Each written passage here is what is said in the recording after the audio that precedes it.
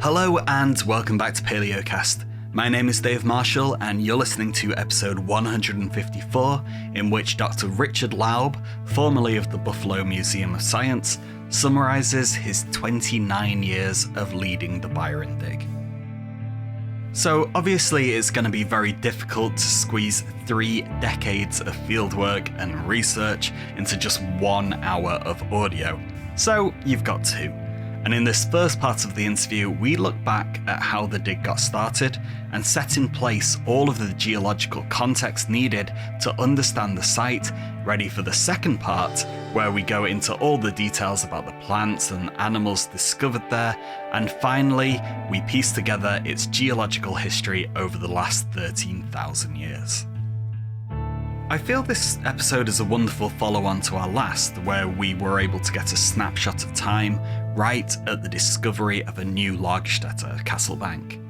Here, though, we're essentially looking back at a job well done, evaluating how it went, how hypotheses changed and evolved over time as new information came to light, and how we got to our current understanding of the site. This episode was based on Dick's recently published book, 2 Acres of Time, in which he goes into so much more depth than we could ever get with like a day's worth of audio. It's a wonderful book that I read fully before the interview, and I thoroughly recommend it to anyone who's interested. There is just so much in there that we don't even touch upon, and any one of those stories could be a Paleocast episode in its own right. Fortunately, for one of our listeners, we've got a copy of the book to give away. So for your chance to win, I'd like for you to comment on one of our original social media posts. It's a lot easier for me to find that way. I want to know as to where you think you could do 30 years of fieldwork. Perhaps you'd like to camp out in the Gobi Desert every year for a few decades. Or maybe you could get extremely well acquainted with the Burgess Shale as you work there until 2053. You could even discover a new site in your own backyard, which would be incredibly convenient. Why not? And we'll pick a winner at random just before part 2 of this interview, and we'll announce the winner then. This book really makes you feel like you're there at the site with Dick at that time. And if you like the idea of being amongst it all, discovering new specimens and species, then you might want to consider subscribing to our Patreon. In this year's virtual field trip, I actually went to Castlebank, and there in the pouring rain and gale-force winds, I was able to find a new species live on camera. And I haven't yet been told that it's not a new species, so I'm still hoping that probably in 30 years' time, that we'll be able to discuss it on a future episode. So don't miss out on that discovery. And as always, all of the pictures to accompany this episode are available on our website, and all of the likes, shares, comments, reviews, and whatever else you can do for us to raise our profile online is all very much appreciated. I hope you enjoy this episode.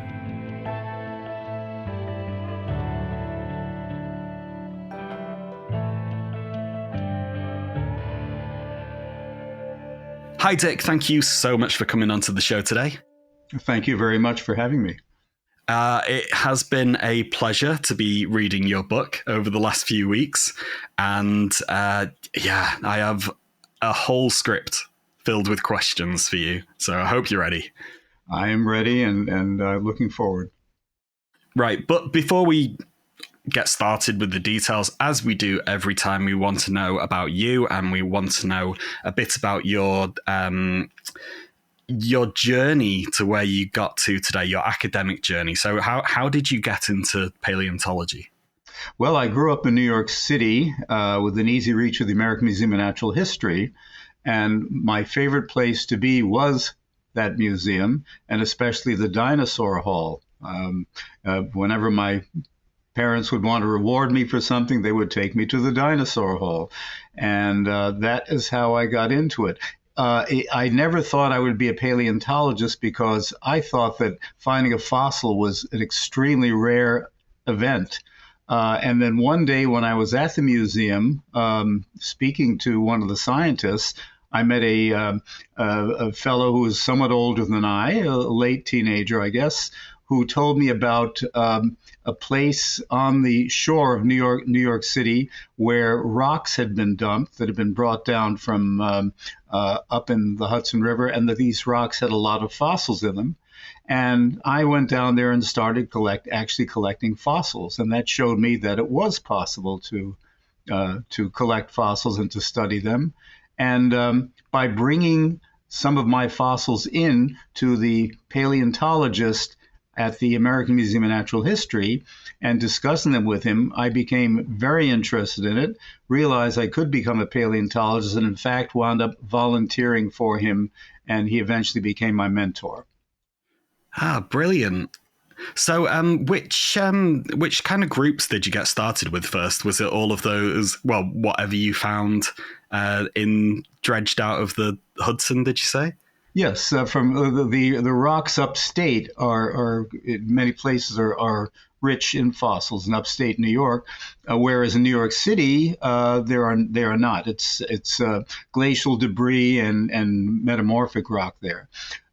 So these fossils were Devonian in age, and they were marine. They were brachiopods, seashells of various types, corals, and that type of thing. And there were even the types that could be extracted using a little bit of acid. So I learned a little bit of preparation technique in the process. Okay, so did you stick with those? Did you try and get into dinosaurs? Did you have a paper on Eurypterid biomechanics? Any of those things? Did you meander around everything? Well, those things came later, but initially I went into invertebrate paleontology because being a young fellow and romanticized about paleontology, I wanted to do what my mentor was doing, and he was a specialist in corals. So I decided, well, then that's what I'll do. And that's what I did my master's and doctoral work on. And that's what I began my research career in, is corals, specifically tabulate corals. Okay. That I didn't expect that, considering the subject of what we're talking about in today's interview. But what are you doing now? What's your current role? Well, right now I'm retired. I've been retired from my work at the museum for a number of years. I served as the curator of geology at the Buffalo Museum of Science for 38 years. And again, initially, as I said, my research work there was on fossil corals, and I published a couple of papers on those. I was always interested in dinosaurs, and I just decided I'd educate myself a little bit about them, because during my doctoral studies, my professor, Kenneth Castor, had me teaching a course on historical geology, rather doing the labs, and that involved vertebrate paleontology as well. So I came to really appreciate vertebrate paleontology and decided I'd educate myself about dinosaurs. So I already had a bit of a grounding, at least in vertebrate anatomy at that point. Okay, I didn't know Castor was your mentor. It's the name I've come across so many times in my research. Anyway, that's a whole other subject. We could do a Castor episode. That'd be amazing. Oh yeah. Anyway, but we're not talking about any of that today. We are talking a lot more recent. So a lot. I mean, how many years? 3 decades, essentially, you have been examining and digging up a site in, what would you call it? Byron? Yeah, the town is Byron. It's between Buffalo and Rochester, New York, and Western New York. Okay, what's the site called? We call it the Hiscox site, in honor of the family that allowed us to dig there. Okay, so please could you give us an introduction to the Hiscox site? Well, the Hiscox site first came to light in a publication, well, in 1959, when the owner of the land decided that he wanted to flood a low, damp meadow in order to make a pond for waterfowl, as I understand it. And in the process of digging, right around an active spring at that point, they turned up large bones that clearly were not from a domestic animal. It's common to find horse bones or cow bones, animals that get buried on farms, but these clearly were not from a domestic animal. And the curator of geology at that time, who was Carol Heubusch, wrote a little article on mastodons and mammoths in New York State, in Western New York. Well, excuse me, in New York State, and she included in it a brief mention of the site in Byron. So when I came there to work in 1973, I began trying to familiarize myself with what was going on and what was there in Western New York, so that I could be more involved with the local research. And I came across this article, and at that time, we did not really have the resources to excavate a site like that or to take care of the things that would have come out of the ground. And if you can't properly care for the material that you take out of the ground, that material really should be left in the ground. So that's how it first came to light. Several decades later, about 20 years later, we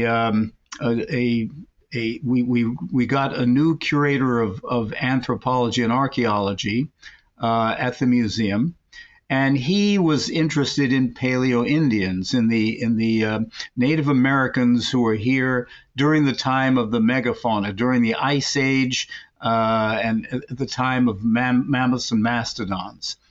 And he was told by a fellow who started volunteering for him, a fellow who had participated in the 1959 reconnaissance of this site. He was told about this site, and he figured, well, what better place to see if you can find any evidence of Paleo-Indians than around a mastodon, which perhaps was hunted or scavenged. So they went there and they did a little digging and did a test pit, and did not find any obvious evidence of human activity there. But they did find a caribou antler, so they knew they'd come down on an Ice Age level. And they also were given permission by the owner of the land to take back to the museum for a brief time bones and teeth that had been found in the 1959 reconnaissance that the museum had done at the time of the initial discovery. And because he felt that there was no real evidence of archaeological involvement here, he asked me as the paleontologist if I would be interested in looking at the site and possibly seeing if it could be opened. So that putting the door slightly open, I figured I did have a responsibility to try to do something. But fortuitously, what had happened about a year and a half before that is that the museum had set up a paleontology lab, a complete paleontology lab for my department, and it had brought in a professional conservator and paleontology technician to set up the lab and to train me in techniques. So that initial problem of not having the resources to be able to deal with anything with bones, let's say, that come out of the ground, that was now taken care of. We now had the logistical, we were now equipped to be able to deal with such a site. So I had no excuse not to go and see if it was possible to gain access to the site. And I went out there, and to my surprise and delight, the owner of the land said, yes, we could dig the site, and more importantly, we could keep the material that was found at the museum for the museum, make it part of its collection. So that was everything we needed in order to do a proper professional excavation, scientific excavation of the site. Okay, I've got a couple of questions. Firstly, you said that you were able to pick up the original fossils that had been dug up in the 50s. What had happened to them? Were they reburied? Well, no, they were not reburied. When fossils are found on private land, excuse me, as a rule, they belong to the owner of the land. And the museum and the owner of the land could not come to an agreement as to the permanent disposition of those specimens. They stayed at the museum for some conservation work for perhaps 2 years in late 50s and the early 60s, but then they had to go back to the landowner, and they just stayed there on his property. And of course, he was not really set up to conserve them or do anything like that. So they stayed in a shed and deteriorated to some degree. But then he seems to have had he clearly had a change of heart for whatever reason. And he became very much in favor of having the site excavated and having these materials treated as scientific objects. Oh, that's really, really good news. Were you expecting that? I was hoping that, but I did not have great hopes. I did not have great expectations when I went there.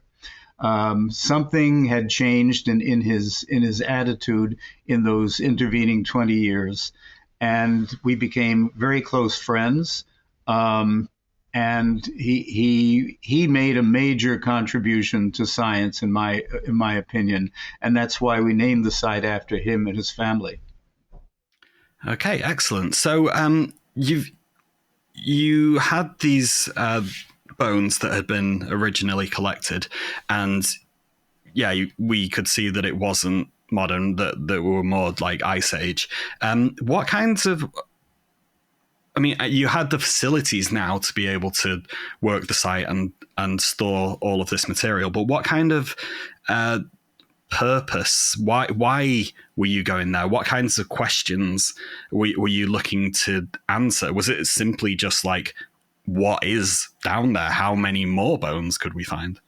Well, at that stage, my understanding is we were dealing with a site that had, quote, the Byron mastodon. Mastodon remains are not terribly rare, especially in the Northeast in North America. I don't mean you throw a stone and you hit one, but I mean it's not unusual to have a farmer say that he did some plowing or drained a marsh and found mastodon bones, usually mastodon rather than mammoth. So they're not terribly rare.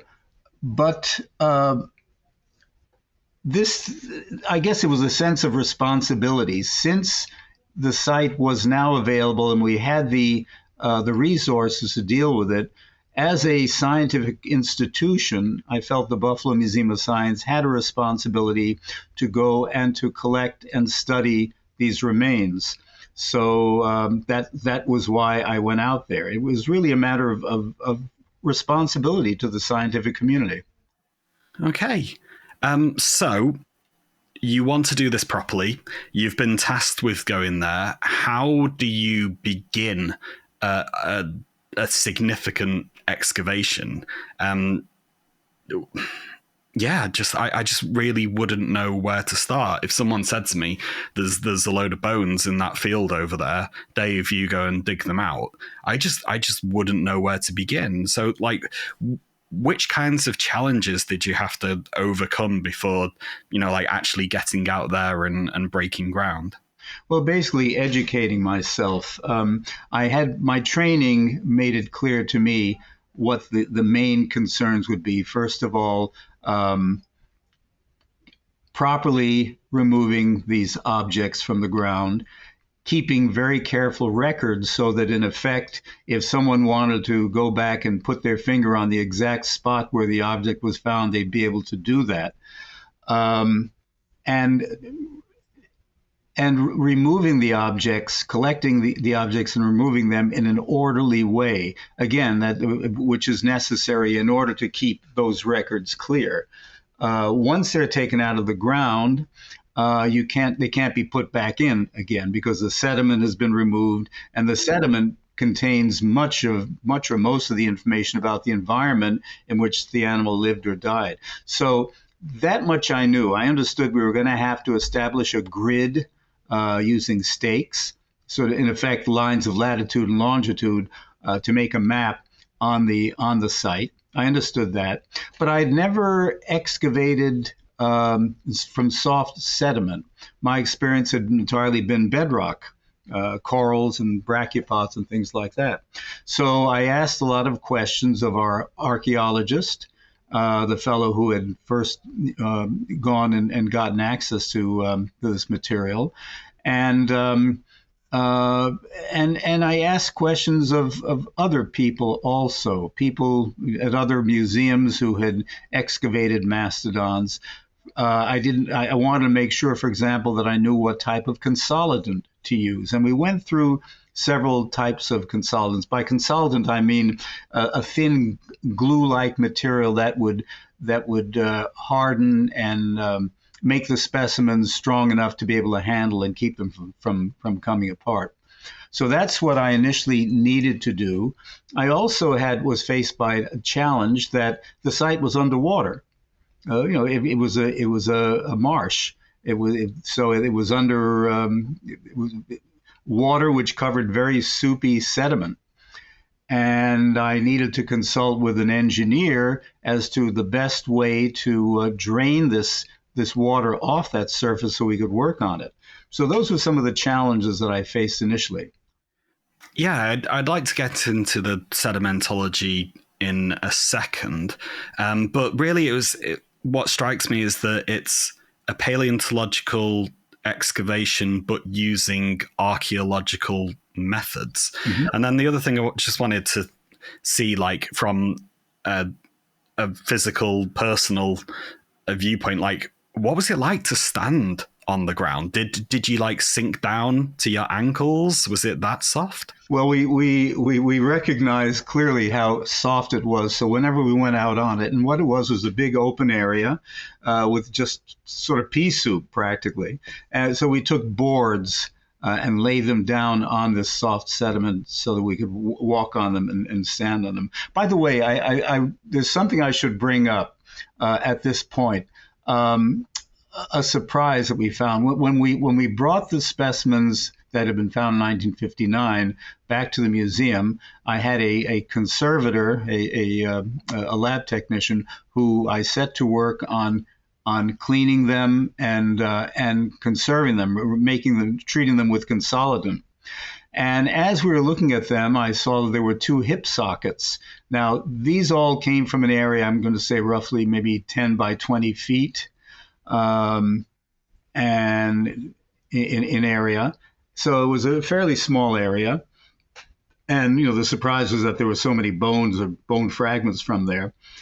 But what I found when I picked up these 2 hip sockets was that one was a little bit larger than the other, and they were both left hip sockets. So this immediately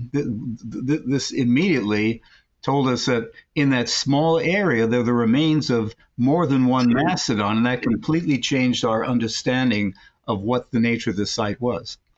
Oh, that's exciting. So did you just go by yourself? Did you have a team of assistants? How did the first excavation look? Well, I sent out through the museum's literature a solicitation for volunteers. And we during the 2 weeks, initially we were working for 2-week periods. It became eventually 3-week periods. During those 2 weeks, I think it was about 13 different people rotating in and out to come and help to work the site. And of course, we had to, it was on-the-job training. And fortunately, we had that volunteer who had worked with our archaeologist. Our archaeologist was Mike Gramley, but we had the volunteer who had worked with him and told him about the site, a gentleman named Jack Holland. And he came out there with us to sort of help us get started. So he helped us to understand the process of excavating soft sediment with a trowel and maintaining flat walls and things like that. So that first session, that first 2-week period with the people who came into work was a learning experience. And just to get in quickly, did you find anything there that first? We did. Yes, we did. Everywhere we dug, we found bone, but mostly the bones were small bone fragments or bones of small animals like frogs or rodents. And we did not go very deep because we were working near the edge of this basin. So we didn't go down much more than 2 feet before we reached what was clearly the basement, the level below which we were not going to find any more material. But everywhere we went, we did find fossils, and among those fossils, on that level, on that basement surface, we did find what were clearly mastodon bone fragments. Bingo. Yeah. So. Had you gone into this first season thinking that it just would be one season, or did the discovery of these mastodon bones allow you to go back the following year? Yes, the discovery of this material did allow us to go back the second year. The museum was supporting us, and what my expectation was that first year was just to see what was there. For all I knew, that would be it. But ultimately, what we wanted to do was to work our way toward the area where the 1959 reconnaissance had taken place, where the excavation had taken place. We started with our pits a short distance away from where we judged that reconnaissance had taken place, because I didn't want to take a chance on damaging valuable specimens or disrupting the stratigraphic column through inexperience. So these were more in the nature of test pits. But after that first field season, we were much more comfortable as to about how to go about our work there. We planned to go back for a second field season to see what would happen, and I had very strong support from the museum, especially from the director.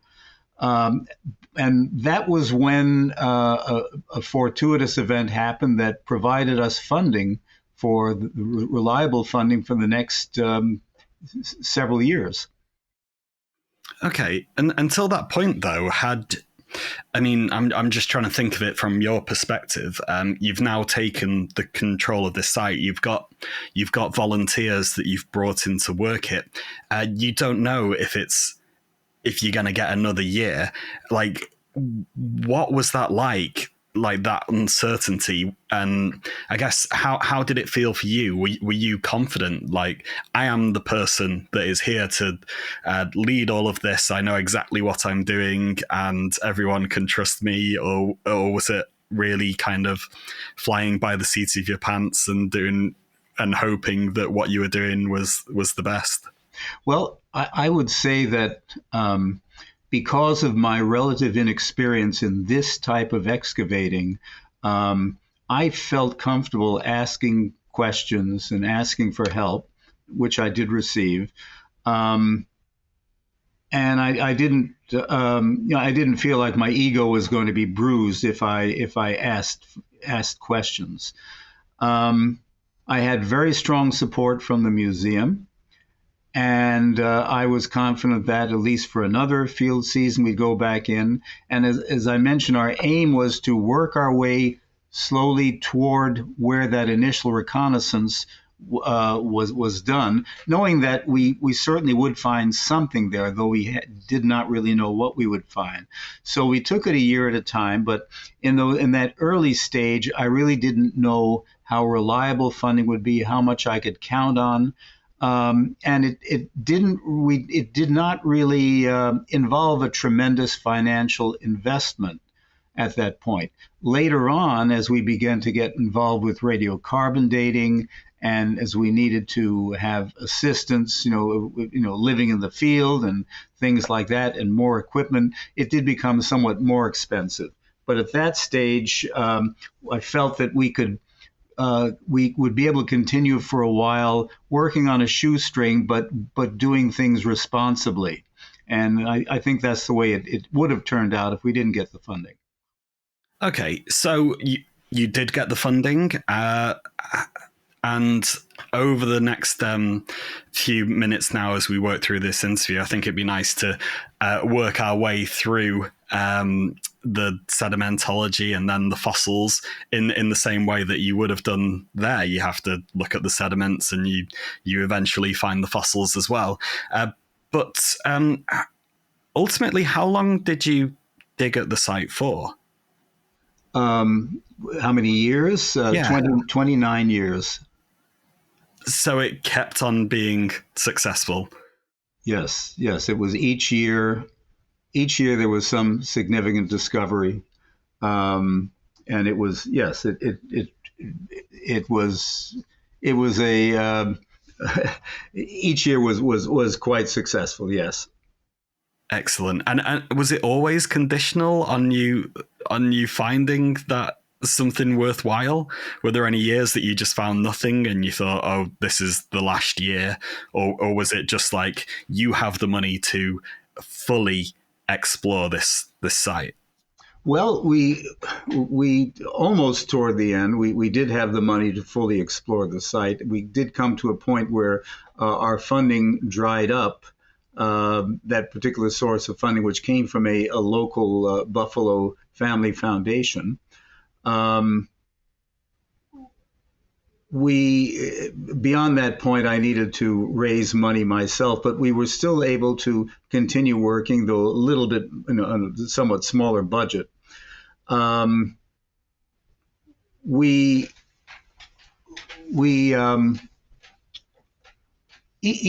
I'd say each year had something of note, and our idea was to continue working as long as there was something to work on. Since everywhere we dug, we found something of significance. There was no reason not to go back and to continue doing it, as long as there were people willing to come and join me, and as long as we did have the funding to do this work. There was one year, and that's reflected in the book, where I felt that we really had not found anything of great significance. And I thought we were now coming out of the areas where the really important finds would be made. It turned out I was wrong about that, but I didn't know that for another couple of years. So I would say that every year had some measure of significant contribution to human knowledge, is the best way I can put it.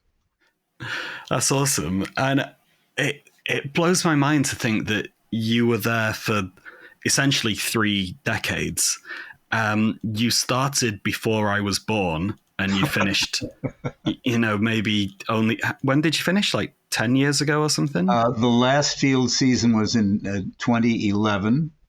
And I finished curating that collection in 2012. Wow.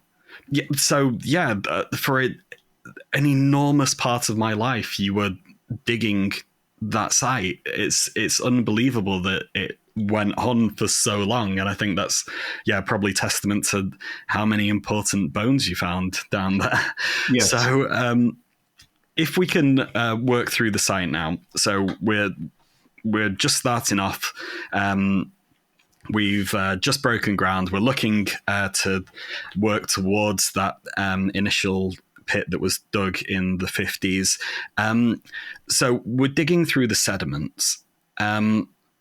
what are we going to see? What's it like? What kinds of different sediments were there? Well, initially, I really only recognized, I'd say, two, or in a way, maybe three levels of sediment. Where we were digging during the first year, 1983, essentially we had dark, peaty, which means plant-rich earth, covering a very peculiar surface that almost looked like a cobblestone road. It was sort of an armor of cobbles all pressed against one another, beneath which was a light-colored, clayey, silty material in which these cobbles were buried, and below that superficial armor of cobbles, there were other cobbles and sometimes even boulders, but they were more sparsely distributed. They were, I'd say, floating within the matrix, whereas the ones on the top were pressed against each other. So that was our basement. And although we would test in each pit to make sure there wasn't anything hiding underneath that, that was clearly the basement, above which the fossil-bearing deposits were laid down.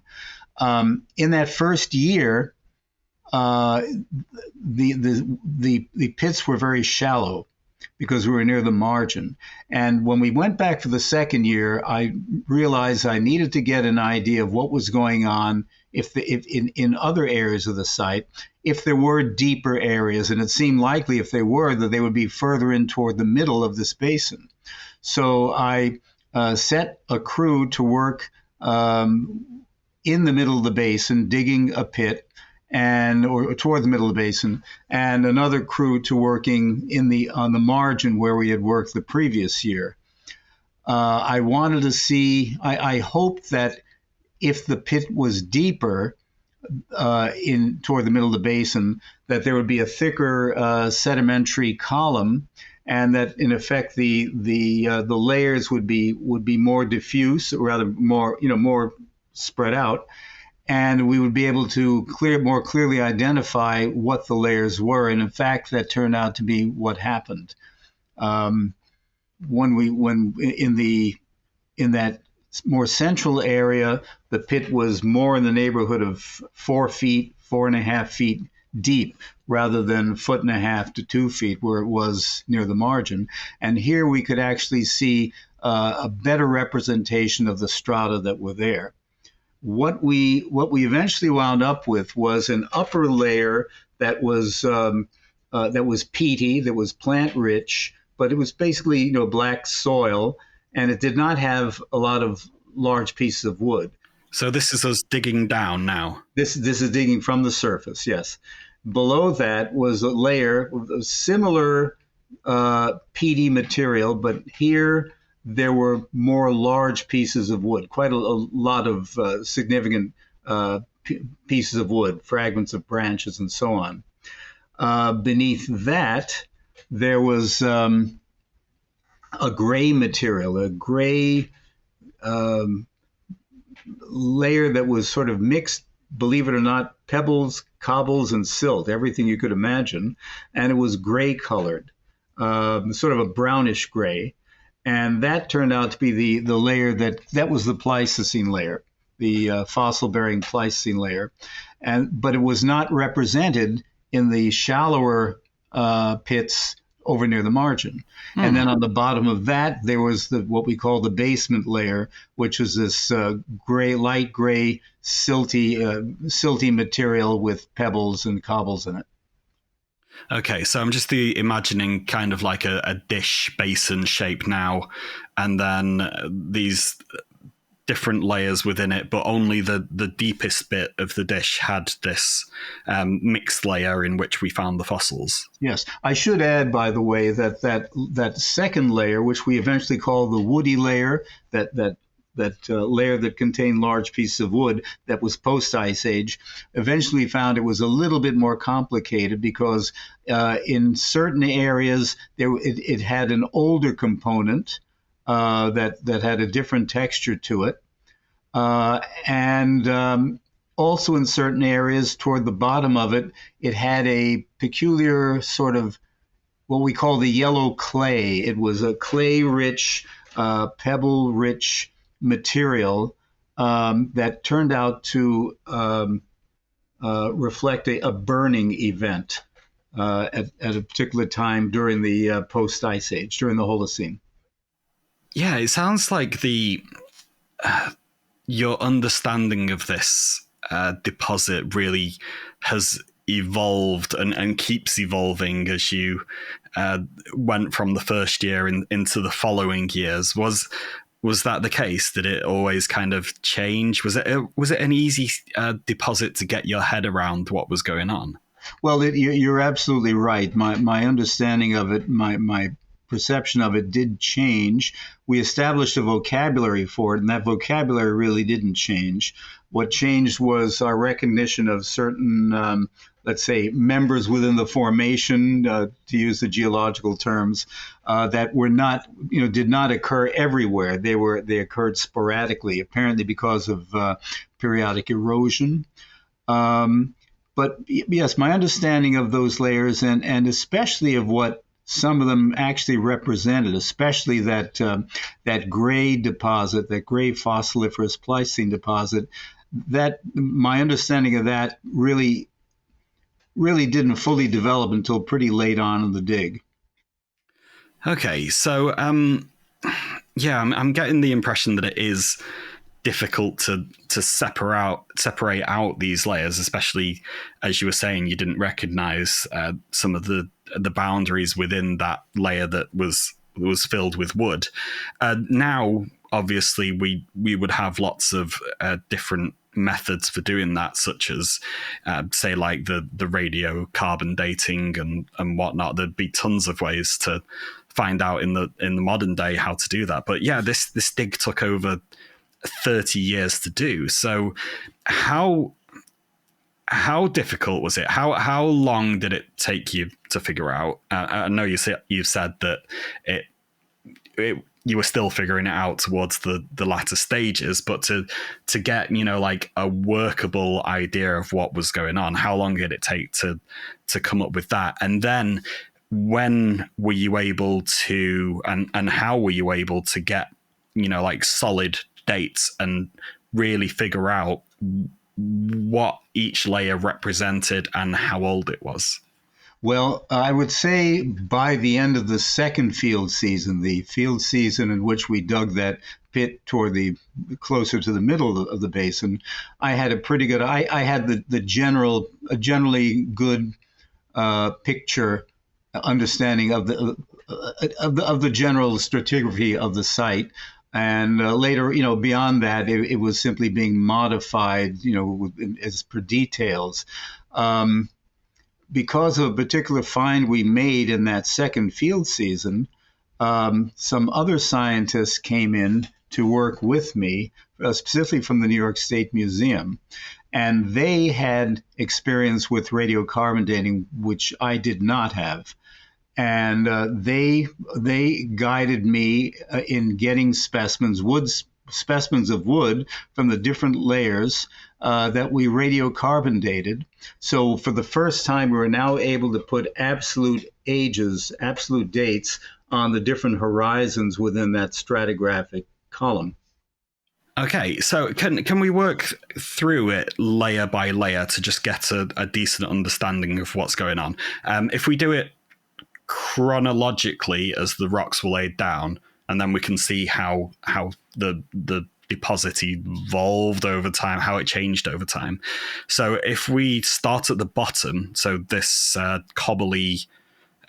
cobblestone road, essentially, like how did it form? How old was it? And then what environment did it represent? And then we try and work our way through time towards the present as the basin filled up. Well, that cobblestone road was an armor that formed on what I understand is referred to as a diamicton, which is a debris that is left behind after the glacier has melted back, has receded. it was sort of a combination of probably some moraine, but to a large extent, and probably mostly proglacial lake deposits. The water material that was deposited as the glacier was melting back was receding, and material was melting out of the glacier. So there would be rock flour that would account for the fine silt, and pebbles and cobbles as well that had been incorporated in the glacier. That is what the cobble layer would have been. The cobblestone surface, or the cobblestone road surface, as I refer to it, that covered it. To me, I think what's strongly suggested here is that there was some sort of an erosional event in which the fine material was eroded out from between the rocks, going down to a certain depth, and the rocks, the cobbles settled down to form this dense cover on top of it. Just what the nature, what was going on at that point? Well, there's a lot more water moving around as the glaciers were melting back, so that probably had something to do with what caused that.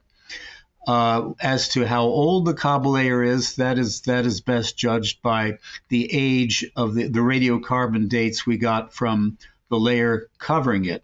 And the oldest radiocarbon date we got there was a little over 11,500 BP. So which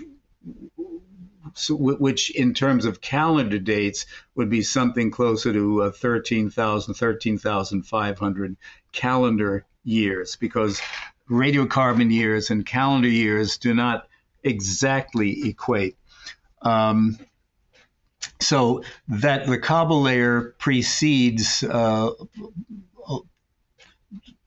in terms of radiocarbon dates, precedes, let's say, 11,500 radiocarbon years.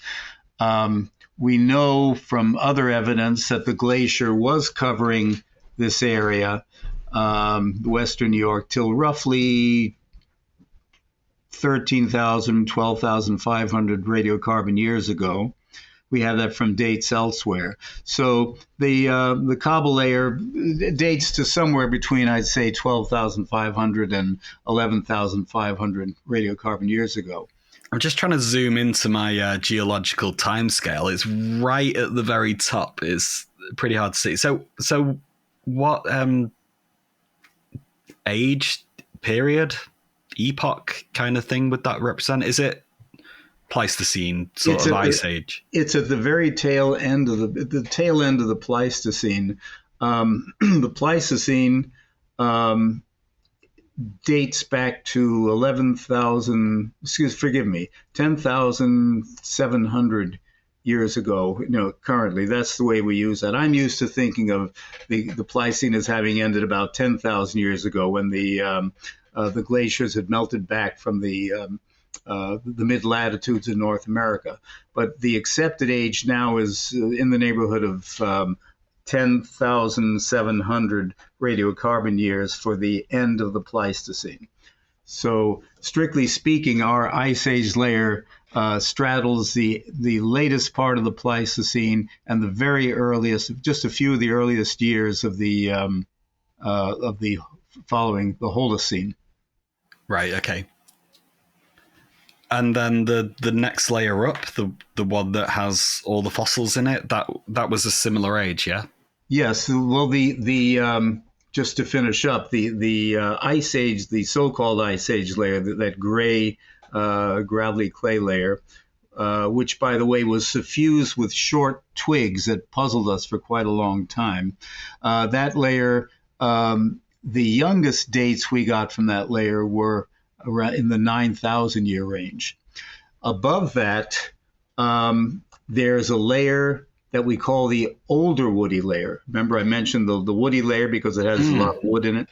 It turns out there's a lower part of that which dates from roughly 9,000 to 8,000 radiocarbon years ago. And then there's a break of about 6,000 years in the stratigraphic record. And Beyond that, we come into what we call the younger woody layer, which begins at roughly 2,000 years ago, although most of the dates that we have from there fall around 1,000 and younger. Then when we get up to the uppermost layer, what we call the dark earth, that reflects, we believe, the time of European settlement when the forests were cleared from the land.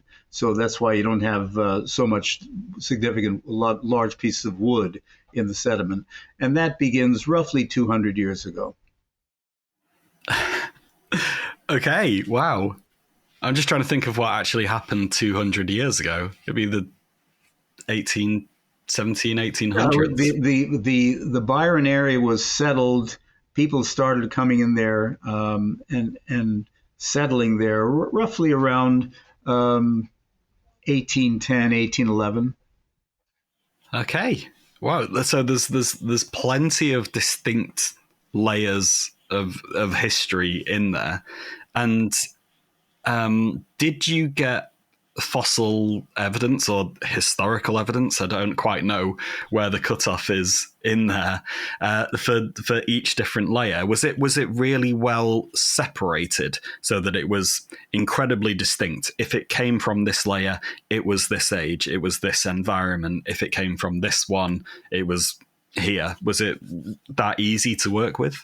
Well, yes and no. Each layer did have its specific we'll say fauna and flora, as your William Smith showed us, who showed us back in the early 1800s with the principle of fossil correlation.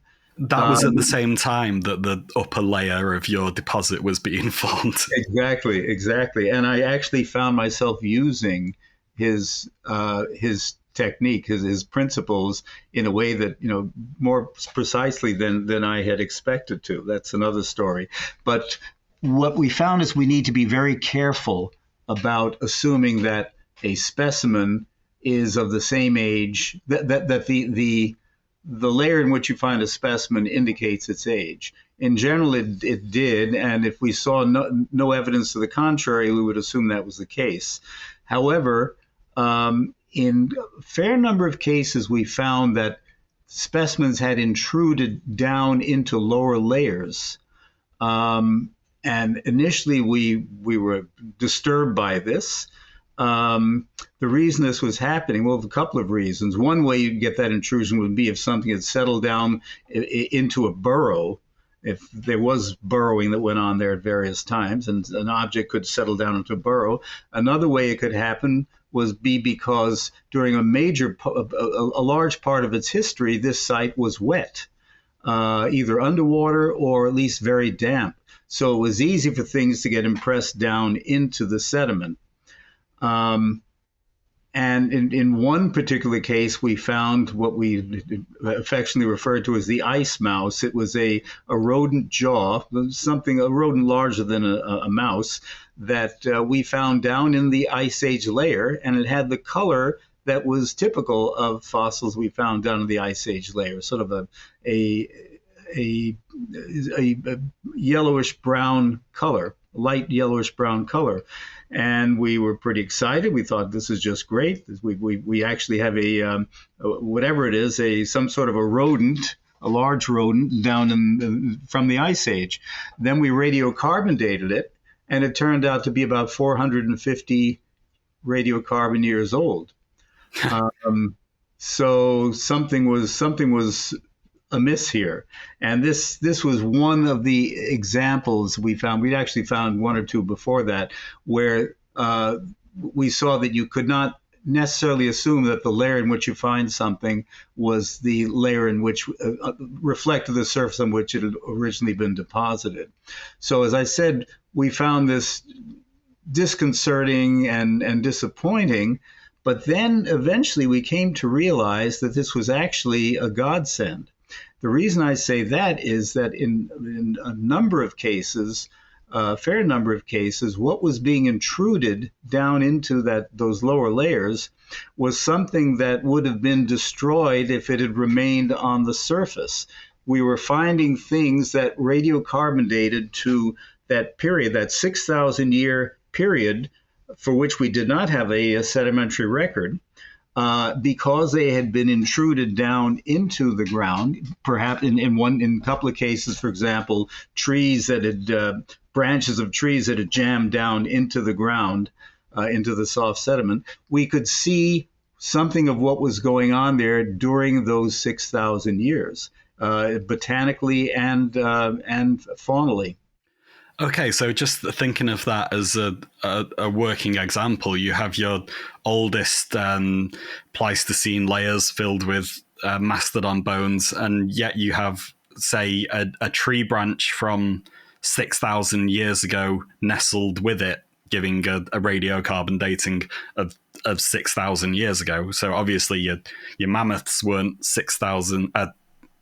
Mastodon, sorry, I always get those confused. Your mastodon weren't 6,000 years ago, but they were lying next to a branch that was 6,000 years old. Exactly. I'll give you one example. In one particular case, we had two mastodon ribs that were sort of crossed over each other, and a branch, about a 4-foot long branch of ash wood, had jammed down into the ground and struck and shattered one of those mastodon ribs.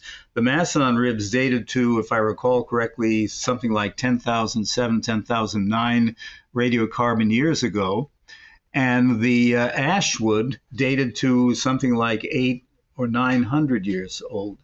So here you had an intersection of things that had lived roughly 10,000 years apart, intersecting due to an event in which a tree had apparently fallen down and a branch had jammed down and struck this mastodon rib. That's amazing. So for those of you who know what my job is, I do stratigraphy. I do biostratigraphy. It's my job to, figure out the relative ages of rock. And a principle that we have is that old stuff can work its way into younger stuff. Say, like if a fossil was laid down and later on it was eroded out of a rock and then found its way into a new rock that lies older than it. But it never works the other way. Younger fossils don't get into older rocks. But then here we're not dealing with rocks, we're dealing with sediments. And those aren't consolidated. They're not, cemented geologically. They're not set geologically. And so, you can have this mixing. True, although at some point, if these survived long enough, I think that these sediments would become lithified, and they, if they lasted long enough, and then you could find what appears to be intrusion down, in a hard rock context. So it calls, I think, for care in all cases and examination. You look at the general relationships, and I think you can generally trust them, but it's always important to be prepared to go back and revisit your conclusions, as I've found many, many times.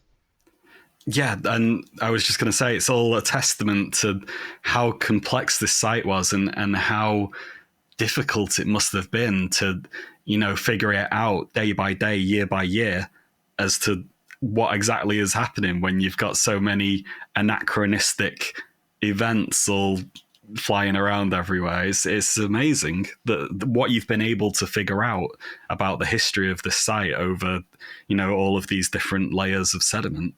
I'd have to intrude here just for a moment. Speaking of intrusion, I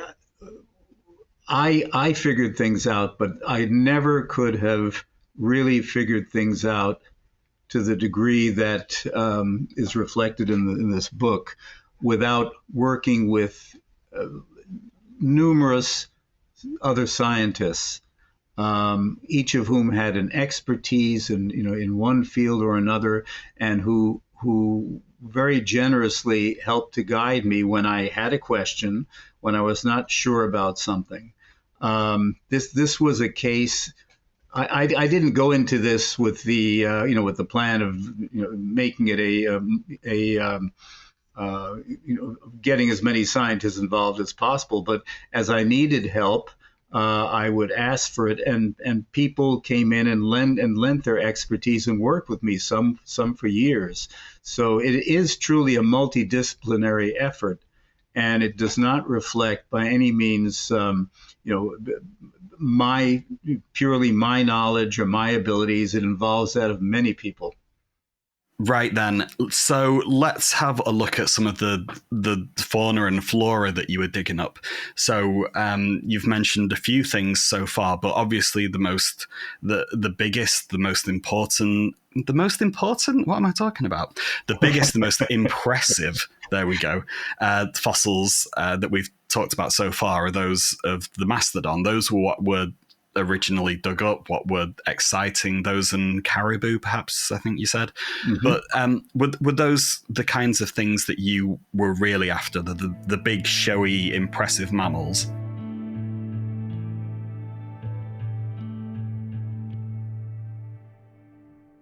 PaleoCast was brought to you by Dave Marshall and Liz Martin Silverstone, with contributions from Tom Fletcher, Vish Venkat, and Elsa Pancharoli. Music was composed by Patrick Kendall Smith. PaleoCast was made possible by funding from the Paleontological Society and the Paleontological Association, but the show now relies on funding from you, the listeners. So, if you've liked this episode, please consider donating, and thanks to everyone that's helped out so far. Please visit paleocast.com for the supplementary material to this episode and for our archive of past programs. And follow us across social media platforms to get all the latest news. Finally, if you enjoy our podcast, then please explore all of our video content on YouTube and follow our other projects, the Virtual Natural History Museum and the PaleoCast Gaming Network.